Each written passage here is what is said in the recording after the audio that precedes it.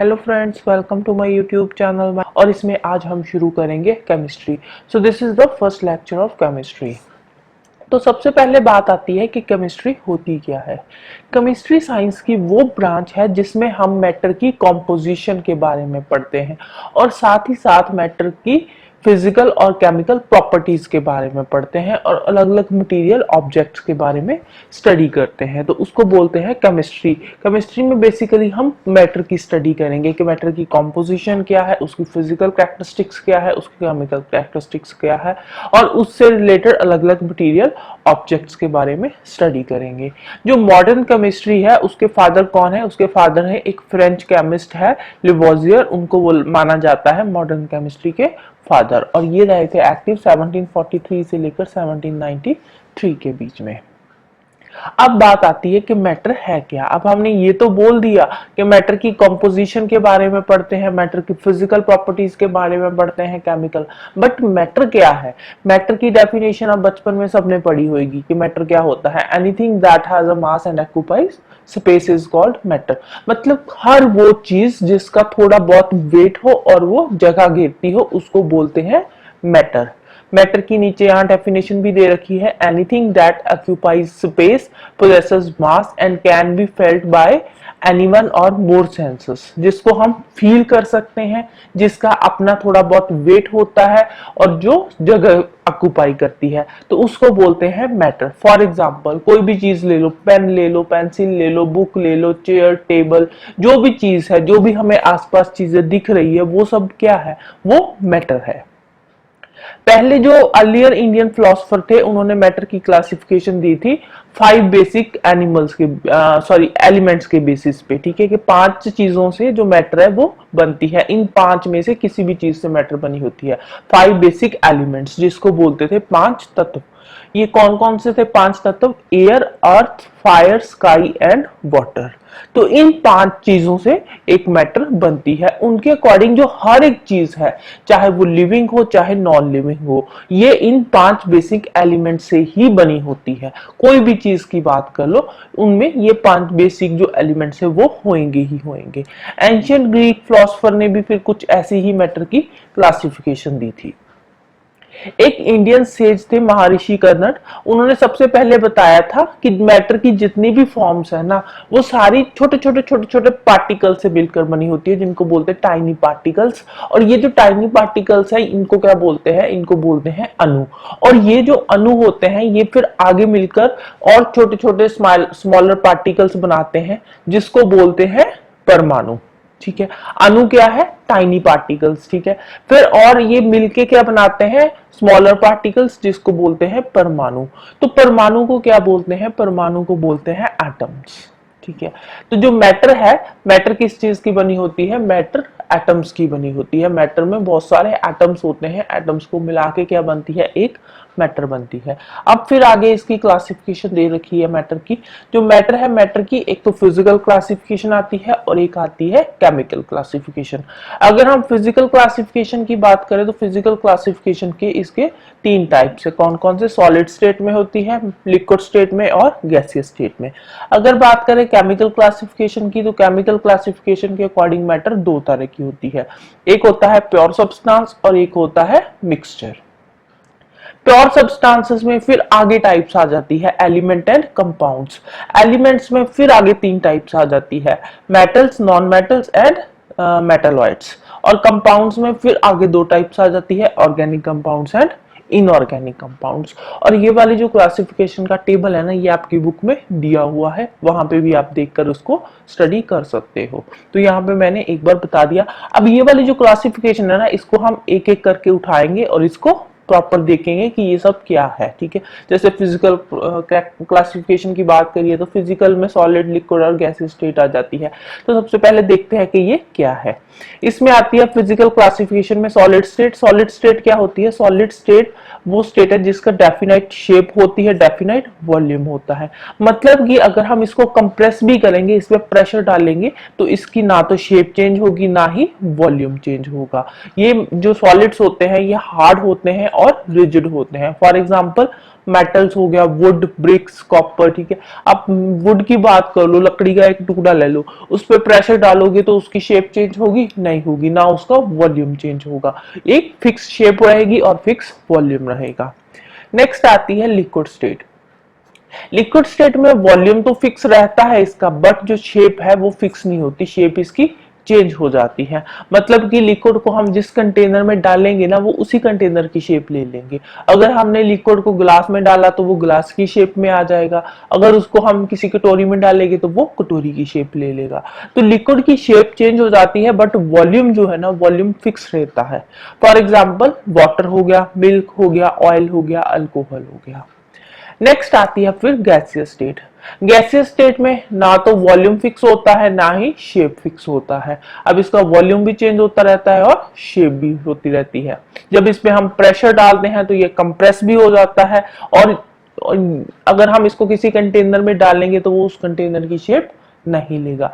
क्योंकि जो गैसेस के मॉलिक्यूल्स होते हैं ना, तो उनमें जो फोर्सेस ऑफ अट्रैक्शन है वो कम होती है कंपैरेटिवली लिक्विड। लिक्विड के जो मॉलिक्यूल्स होते हैं उनमें जो बीच में इंटरमॉलिक्यूलर फोर्सेस होती है ना, बहुत स्ट्रॉन्ग फोर्सेस होती है, वो एक दूसरे से अलग नहीं होते। बट जो गैसेस के मॉलिक्यूल्स होते हैं, इनके बीच में जो फोर्स ऑफ अट्रैक्शन है वो कम होती है, इसलिए अगर हम इसको किसी भी जगह पे गैस को रखेंगे तो वो सारी जगह पे वहां पे फैल जाएगी। बेशक थोड़ी सी गैस हो, उसको बड़े सारे बर्तन में डाल दोगे तो वो सारे बर्तन में इधर उधर उसके जो मॉलिक्यूल्स है वो घूमते रहेंगे आपस में, ठीक है। मतलब फिक्स नहीं रहेंगे, वो इधर उधर घूमते रहेंगे जो इसके मॉलिक्यूल्स होते हैं। फॉर एग्जाम्पल एयर होगी, ऑक्सीजन होगी, नाइट्रोजन, अमोनिया, कार्बन डाइऑक्साइड। अब देखो एयर की ही बात कर लो, एयर को फुटबॉल में हवा को भरोगे तो फुटबॉल में अगर हवा ज्यादा भरोगे तो वो बड़ा हो जाएगा, कम भरोगे तो वो छोटा रह जाएगा, ठीक है। तो इसकी शेप जो है वो भी चेंज होती रहती है। अगर फुटबॉल के ऊपर बैठ जाओगे तो वो कंप्रेस हो जाएगा, तो उसकी शेप चेंज हो जाएगी।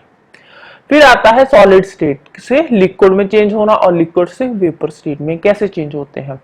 सॉलिड स्टेट को अगर हम गर्म करेंगे, ठीक है, तो गर्म करने से क्या होगा, ये लिक्विड स्टेट में चेंज हो जाएगा। और लिक्विड स्टेट को आगे और ज्यादा गर्म करेंगे तो ये क्या होगा, ये वेपर स्टेट में चेंज हो जाएगा, गैसीय स्टेट में चेंज हो जाएगा। और इस वेपर स्टेट को अगर हम फिर से ठंडा कर देंगे तो ठंडा करने से ये वापस लिक्विड स्टेट में आ जाएगा, और लिक्विड स्टेट को फिर से और ज्यादा हम ठंडा कर देंगे तो ये आ जाएगा वापस सॉलिड स्टेट में आ जाएगा। अब ये तो थी 3 स्टेट्स ऑफ मैटर जो हमने अभी अभी पढ़ी है, सॉलिड, लिक्विड एंड गैसेस। इसके अलावा एक 4th स्टेट आती है मैटर की, जिसको बोलते हैं प्लाज्मा स्टेट, और एक 5th स्टेट भी आती है जिसको बोलते हैं बोस-आइंस्टाइन कंडेंसेशन स्टेट। अब ये दोनों स्टेट्स क्या है, अब देखो सॉलिड, लिक्विड, वेपर, ये तो सबने पढ़ी ही है, 10th तक आती है, बार बार आती है, हर साल ही इसमें इसको पढ़ाया जाता है कि सॉलिड स्टेट होती है, लिक्विड होती है, गैसीय स्टेट होती है। बट प्लाज्मा स्टेट और बोस-आइंस्टाइन कंडेंसेशन स्टेट ये 4th और 5th स्टेट है मैटर की। प्लाज्मा स्टेट में क्या होता है, प्लाज्मा स्टेट में super energetic and super excited particles होते हैं। मतलब कि इसमें जो पार्टिकल्स होते हैं वो आयोनाइज्ड गैसेस की फॉर्म में होते हैं। प्लाज्मा स्टेट कब होती है, प्लाज्मा स्टेट तब होती है जब हम बहुत ज्यादा हाई टेम्परेचर पे मैटर को गर्म करते हैं। बहुत ज्यादा टेम्परेचर पे जब मैटर को गर्म किया जाता है तो उसके बाद जो उस मैटर की स्टेट आती है वो आती है प्लाज्मा स्टेट। जो प्लाज्मा स्टेट होती है इसमें free, highly energetic and highly excited electrically charged particles होते हैं। मतलब उनकी जो स्पीड होती है ना वो बहुत तेज होती है, हाईली एनर्जेटिक होते हैं, बहुत तेजी से इधर उधर वो घूमते हैं। अब गैसेस के जो पार्टिकल्स है वो तो धीरे धीरे मूव करते हैं ना, मूव तो होते हैं बट धीरे धीरे होते हैं। प्लाज्मा स्टेट में जो पार्टिकल्स की मूवमेंट होती है ना बहुत तेज होती है, और ये इलेक्ट्रिकली चार्ज्ड पार्टिकल्स होते हैं इसमें। फॉर एग्जाम्पल जो फ्लोरेसेंट ट्यूब्स हो गए, न्यून साइन बल्ब्स हो गए, इनमें क्या होती है, इनमें होती है इनर्ट गैसेस। इनर्ट गैसेस कौन होती है, इनर्ट गैसेस वो गैसेस होती है जो किसी दूसरी गैसेस के साथ रिएक्शन नहीं करती, उन गैसेस को बोलते हैं इनर्ट गैसेस। अब जब इलेक्ट्रिक करंट इनमें से पास होता है तो ये फिर ग्लो करती है, ग्लोइंग प्लाज्मा इसमें होता है, ग्लोइंग प्लाज्मा ये प्रोड्यूस करती है तो ग्लो करती है, ठीक है। तो इसमें बेसिकली ये प्लाज्मा स्टेट में आते हैं, ठीक है। इसमें जो फ्लोरेसेंट ट्यूब में जैसे नियॉन गैस होगी, इनर्ट गैस है, तो इसमें से जब करंट पास किया जाता है, इलेक्ट्रिक करंट पास होता है तो ये फिर इसमें ग्लोइंग प्लाज्मा प्रोड्यूस होता है। तो इसका जो कलर होता है जो ये जो फ्लोरेसेंट ट्यूब्स होती है इनका जो कलर होता है वो डिपेंड करता है कि इसके अंदर जो गैस है उसका नेचर क्या है, गैस के नेचर पे फिर इसका कलर चेंज होता है। अब जो प्लाज्मा होता है, ये CFL ट्यूब्स जो हम घरों में यूज करते हैं, इसमें जो प्लाज्मा होता है ये फिर एक प्लाज्मा स्टेट की एग्जांपल है। नेक्स्ट है बोस आइंस्टाइन कंडेंसेशन स्टेट। 1920 में स्टैटिस्टिकल कैलकुलेशन के बेसिस पे सत्येंद्रनाथ बोस ने एक फिफ्थ स्टेट ऑफ मैटर का कॉन्सेप्ट दिया था। इन्होंने बताया था कि मैटर की एक फिफ्थ स्टेट भी होती है। बाद में फिर अमेरिकन साइंटिस्ट उन्होंने भी फिर इस स्टेट के बारे में स्टडी करा और फाइनली वो सक्सेसफुल रहे इस स्टेट के बारे में स्टडी करने में, और उन्होंने भी फिर ये बात क्लियर कर दी कि यस, जो फिफ्थ स्टेट है मैटर की वो भी एग्जिस्ट करती है। बोस आइंस्टाइन स्टेट क्या है? आप देखो, इसकी जो डिस्कवरी है वो इन्होंने करी थी ना, सत्येंद्रनाथ बोस ने, तो इसीलिए इसका नाम बोस आइंस्टाइन स्टेट पड़ गया। ठीक है, अब ये स्टेट आती कैसे है? बोस आइंस्टाइन स्टेट में जो मैटर होता है ना उसको हम सुपर कूल करते हैं। Super cooling gas off extremely low density, सबसे लो डेंसिटी में, एक्सट्रीमली लो डेंसिटी पे हम बहुत ज्यादा ठंडा कर देते हैं। मतलब कि जो नॉर्मल एयर की डेंसिटी होती है ना उससे भी मतलब 100,000 टाइम्स इसकी डेंसिटी कम होती है। तो उस पे जब हम मैटर को सुपर कूल करते हैं तो सुपर लो टेम्परेचर पे जब हम इसको सुपर लो डेंसिटी में सुपर लो टेम्परेचर पे जब ठंडा होता है, जो मैटर ठंडी होती है, तो उसको बोलते हैं बोस आइंस्टाइन कंडेंसेशन स्टेट। उसके बाद जो मैटर की स्टेट आती है उस स्टेट को बोला जाता है बोस आइंस्टाइन कंडेंसेशन स्टेट। अब देखो, दो स्टेट्स हमने पढ़ी, प्लाज्मा और बोस आइंस्टाइन। प्लाज्मा में क्या कर रहे हैं, बहुत ज्यादा गर्म, हाईली मतलब हाईली जो टेम्परेचर है ना उस पे हम उसको गर्म कर रहे हैं। बोस आइंस्टाइन कंडेंसेशन स्टेट में हम उसको ठंडा कर रहे हैं, बहुत ही कम डेंसिटी पे उसको बहुत ज्यादा ठंडा कर रहे हैं, सुपर कूल कर रहे हैं। तो ये क्या है, एक्सट्रीम वाली स्टेट्स होगी दोनों। फिर नेक्स्ट क्लासिफिकेशन आती है प्योर सब्सटेंस की। प्योर सब्सटेंस क्या आते हैं, हमने केमिकल क्लासिफिकेशन करी थी ना, केमिकल क्लासिफिकेशन में दो टाइप्स थी, एक तो प्योर सब्सटेंस था, एक था मिक्सचर। प्योर सब्सटेंस क्या होता है? प्योर सब्सटेंस वो सब्सटेंस होता है जिसको फिर आगे हम सेपरेट नहीं कर सकते अलग अलग मैटर्स में। ठीक है, फिजिकल प्रोसेस के थ्रू उसको हम आगे सेपरेट नहीं कर सकते। वो जो सब्सटेंसेस होते हैं उनको बोला जाता है प्योर सब्सटेंसेस। प्योर सब्सटेंसेस के फिर आगे दो टाइप्स होते हैं, एक होते हैं एलिमेंट्स और एक होते हैं कंपाउंड्स। एलिमेंट्स क्या होते हैं?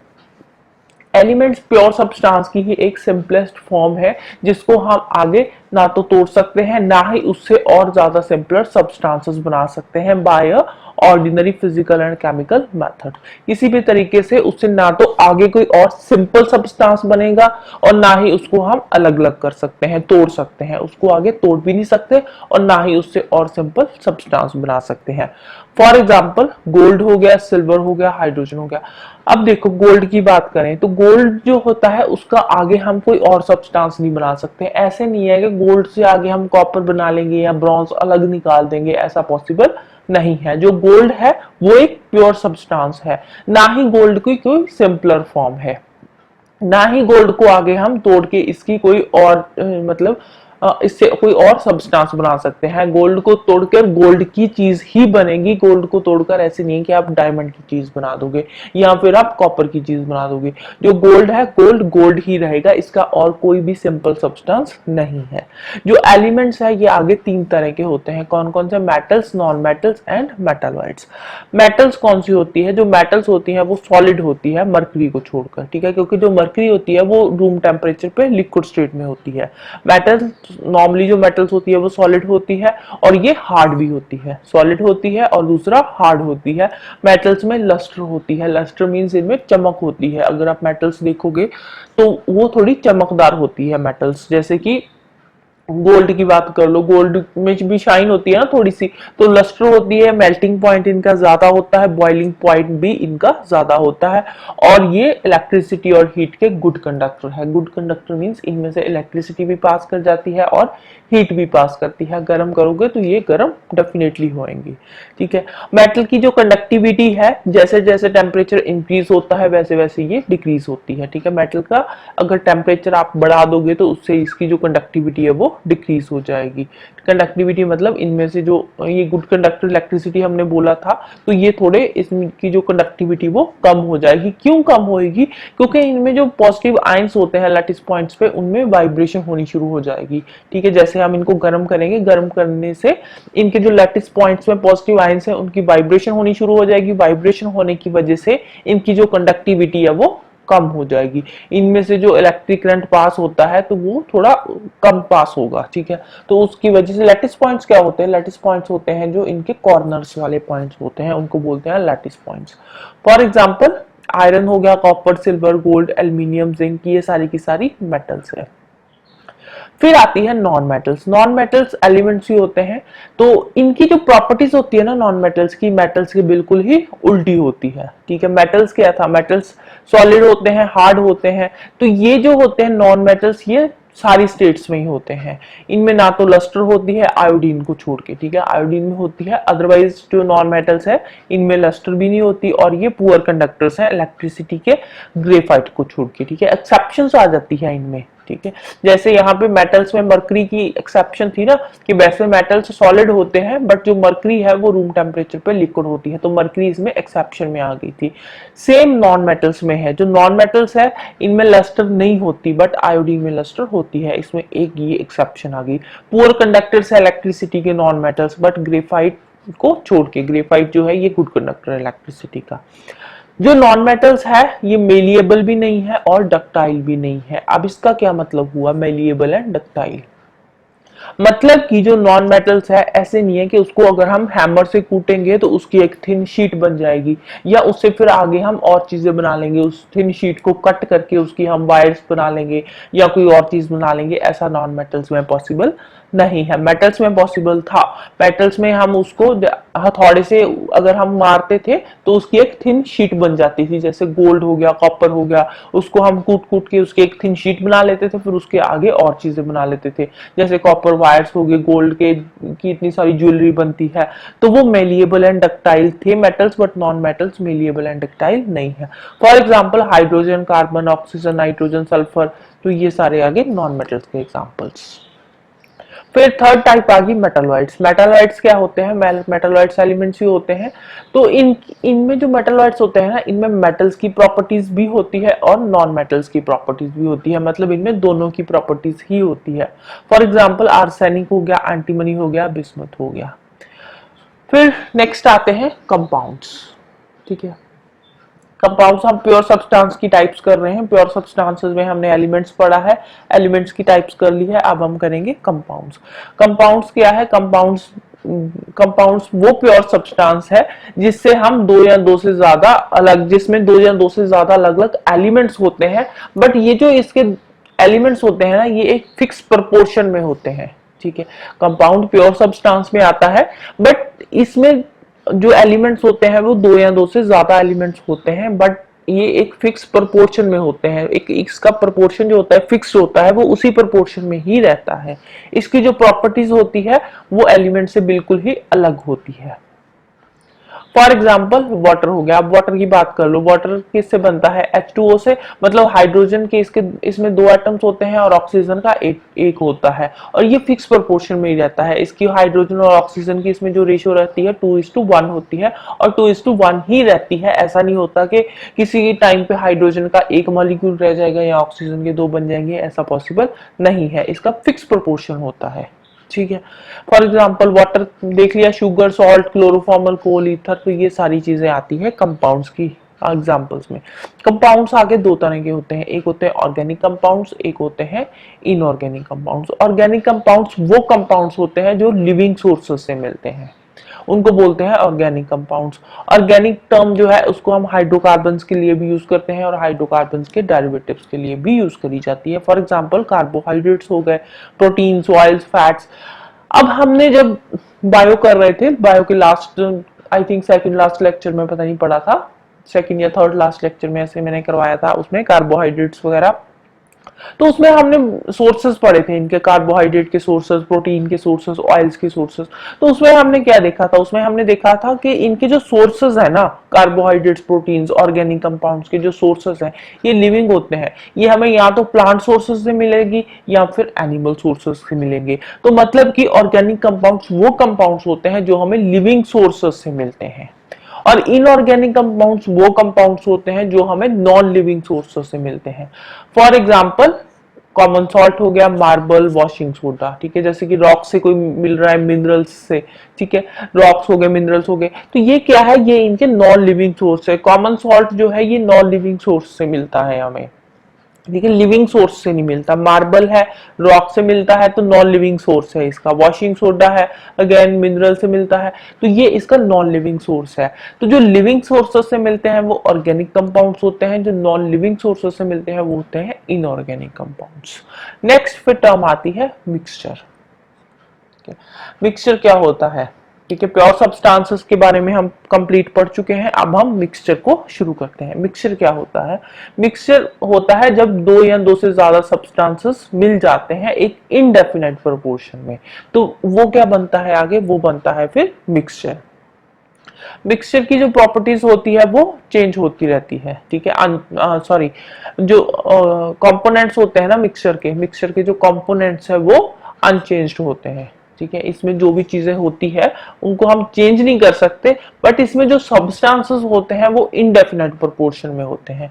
फॉर एग्जांपल मिल्क हो गया, अब मिल्क का जो कंपोनेंट है वो नहीं हम चेंज कर सकते, ठीक है, इसकी जो प्रॉपर्टीज होती है वो नहीं हम चेंज कर सकते, बट इसमें जो आगे मटेरियल होता है इसमें वो इनडेफिनेट प्रोपोर्शन में होता है, अब कोई डेफिनेट प्रोपोर्शन में नहीं होता। जैसे मिल्क में कैल्शियम होता है और बहुत सारे मिनरल्स होते हैं, ठीक है, अब ये इनडेफिनेट प्रोपोर्शन में होते हैं बट होते जरूर है, ठीक है, ये रहेंगे ही रहेंगे मिल्क में। इसको ऐसे नहीं है कि मिल्क से हम कैल्शियम को अलग कर देंगे, ऐसा पॉसिबल नहीं है, बट ये इनडेफिनेट प्रोपोर्शन में होते हैं।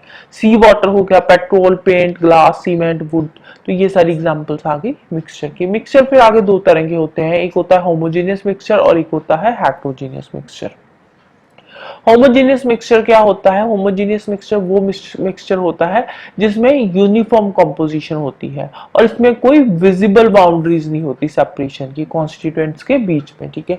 जैसे कि हम पानी में हमने नमक घोल दिया या पानी में हमने चीनी घोल दी, तो उसमें क्या है, जो नमक है वो पानी में प्रॉपर्ली मिक्स अप हो जाएगा, जो शुगर है वो पानी में प्रॉपर्ली मिक्स अप हो जाएगी। अगर हम उसको माइक्रोस्कोप से भी देखेंगे ना तो हमें पता नहीं चलेगा कि इसमें सॉल्ट मिक्स है या इसमें शुगर मिक्स है। तो होमोजेनियस मिक्सचर वो मिक्सचर है जिसमें यूनिफॉर्म कंपोजिशन होती है और इनमें कोई जो इसके जो कॉन्स्टिट्यूएंट्स होते हैं उनमें कोई विजिबल बाउंड्रीज नहीं होती, ठीक है। जैसे पानी है, हम पानी में नमक घोल के हम पानी रख देंगे तो हम देखकर ये बता नहीं सकते कि इसमें कुछ मिक्स है या फिर ये प्योर पानी ही है। तो सेम, तो होमोजेनियस मिक्सचर में क्या है, होमोजेनियस मिक्सचर में जो चीज है वो उसमें प्रॉपर्ली डिसॉल्व हो जाती है। सॉल्ट हो गया, शुगर हो गया, ये पूरे पानी के में डिसॉल्व हो जाते हैं, तो ये बनता है होमोजेनियस मिक्सचर। हेट्रोजेनियस मिक्सचर क्या होता है, हेट्रोजेनियस मिक्सचर वो मिक्सचर होता है जिसमें यूनिफॉर्म कंपोजिशन नहीं होती, इसकी विजिबल बाउंड्रीज होती है, देखकर पता चलता है कि ये मिक्सचर है, ठीक है। इसमें जो कॉन्स्टिट्यूएंट्स होते हैं ना वो अलग अलग दिखाई देते हैं, पता चलता है। जैसे कि पानी में आप सैंड डाल दोगे, अगर पानी में सैंड डाल दोगे तो वो पानी में मिक्स नहीं होगी, वो अलग रहेगी, पानी के नीचे बैठ जाएगी, तो वो देखने से पता चलता है कि हाँ ये हेट्रोजीनियस मिक्सचर है, ठीक है। या mixture of iron filling and sand हो गया, ठीक है, सैंड में हमने कुछ वो कंकर से डाल दिए आयरन के, ठीक है, लोहे के कंकर से डाल देंगे तो वो अलग दिखेंगे सैंड में, पता चलेगा कि सैंड में वो जो है आयरन फिलिंग्स है वो इसमें अलग अलग है, ठीक है, वो देखने को पता चल जाता है जो हेट्रोजीनियस मिक्सचर होता है। तो जो होमोजेनियस मिक्सचर है उसमें चीजें यूनिफॉर्मली मतलब उसमें मिक्सअप हो जाती है, हेट्रोजीनियस में मिक्सअप नहीं होती, अलग अलग रहती है, राइट। तो अब जो ये हेट्रोजेनियस, सॉरी बस इतना ही था आज के लिए। आगे जो नेक्स्ट है ना, नेक्स्ट हम पढ़ेंगे इसके मेथड से सेपरेशन के। ये जो मिक्सचर हमने पढ़े हैं ना, होमोजेनियस मिक्सचर या हेट्रोजेनियस मिक्सचर, तो इसको सेपरेट करने के कौन कौन से मेथड होंगे ये हम नेक्स्ट लेक्चर में डिस्कस करेंगे। आज के लिए इतना ही, राइट। तो जाने से पहले वीडियो को लाइक कर देना, शेयर कर देना और चैनल को सब्सक्राइब कर लेना। Thank you, bye bye and have a nice day.